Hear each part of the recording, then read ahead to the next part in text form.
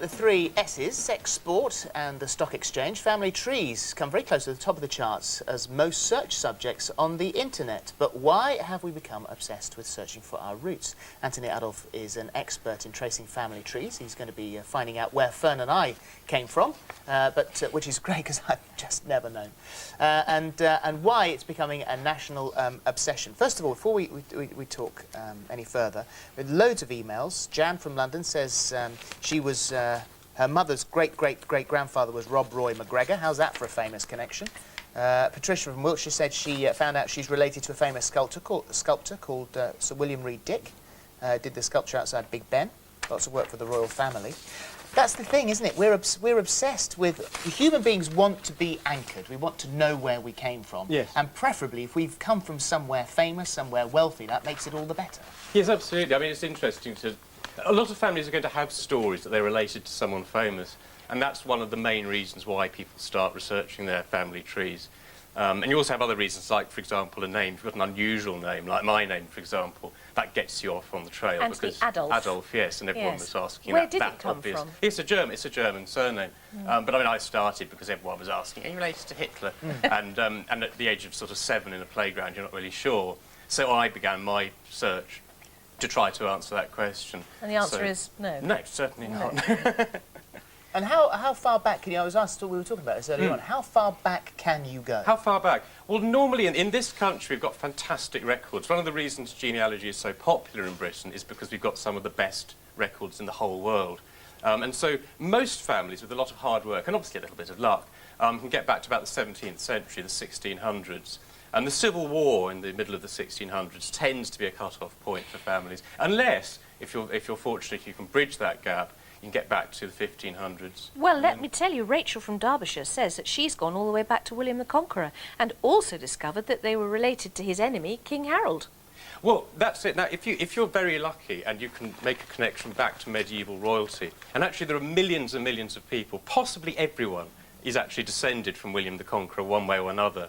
Because if you think about it, the population of that stage was absolutely tiny. Yes. And today it's vast. And so most people in this country are going to go back to, say, Edward III. And if you can do that, then you can link in to all the interconnecting paths of European royalty. And you can actually get back, right the way back to the Middle East, to about 200 BC, to a chap called Pharnabazus, king of Iberia.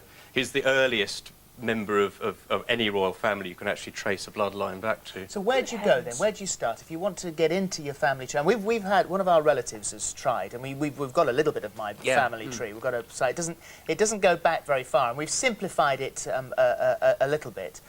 So we can go back to Squire Schofield in 1876. You would have Squire, wouldn't you?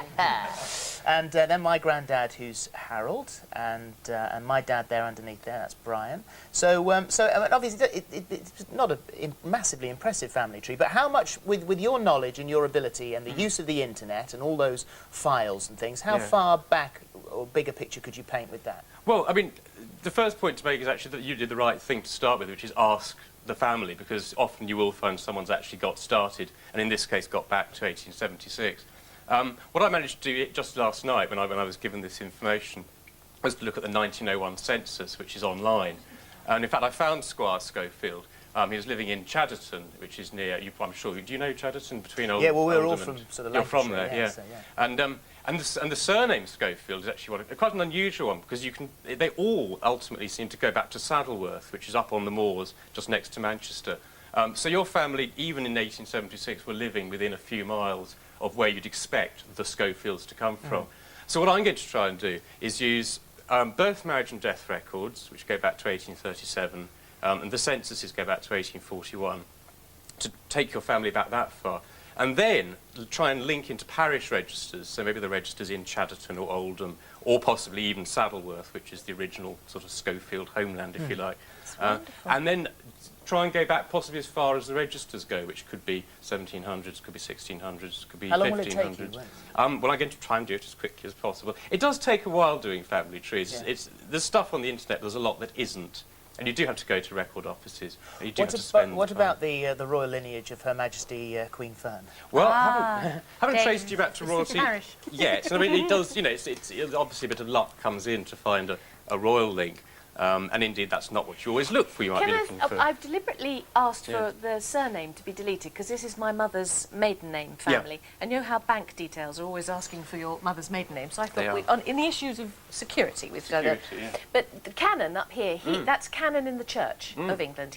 That wasn't his Christian name. Well, I mentioned the 1901 census, and I looked them up last night, and I have found, and I won't say his surname, but his name was Edward, and he was a canon. He was living in Stroud in Gloucestershire. And the census tells you the two really useful things you need to know when you trace a family tree, which is how old someone was and where they came from. And he was 50 years old, so he was born in 1851. He was born in Ireland, Yes, Yes. there was an Irish connection. which you thought was, in fact, through Winifred. And, of course, Winifred could have been Irish as well. But the canon was from Ireland. So what I'm going to next do is look up his records of his education, because all clergymen had to go to university.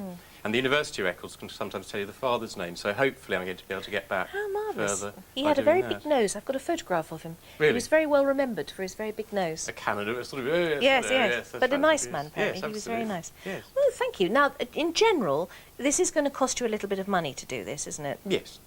Yes. A little bit. You can't really escape. The odd certificate is about £7, and Yeah, but if I were to exactly, get yes. an expert like you, how much would that cost?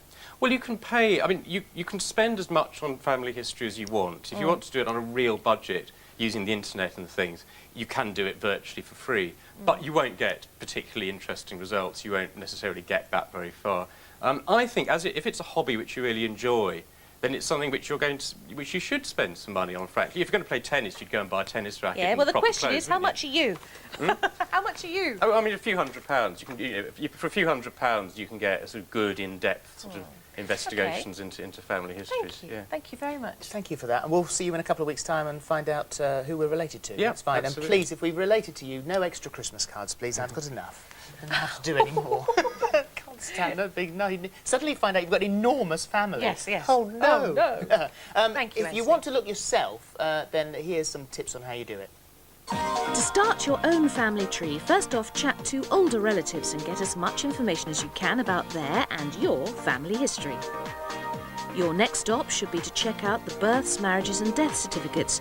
You can visit the Family Records Centre in London, or you can search them online. Check if anyone else in the family has already drawn up a family tree. If they have, you could double the size of your tree overnight.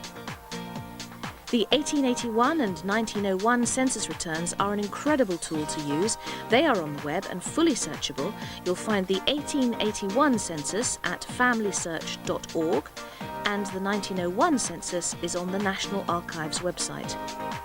Finally, remember to write down everything you're told and double check it yourself. Family stories can be exaggerated or inaccurate. You could spend 20 quid very simply on buying Anthony's book, Tracing Your Family History by Anthony Adolph, and it'll give you all the leads you need. Thank you, Anthony. you See very you in In a a couple of weeks' time. Right, we'll see you after the break.